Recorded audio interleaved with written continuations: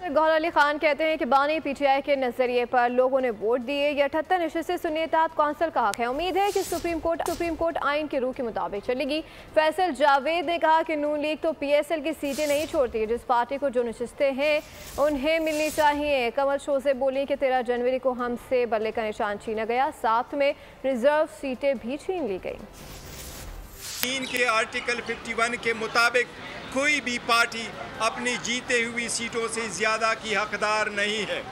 ये सीटें सुन्नी इत्तेहाद कौंसिल की ही ज़ुमरे में आती है, लिहाजा रिज़र्व सीटें जो 78 सीटें ये उनका हक है।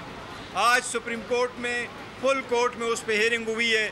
हमें उम्मीद है इंशाअल्लाह ताला ये हमारी सीटें हमें मिलेगी।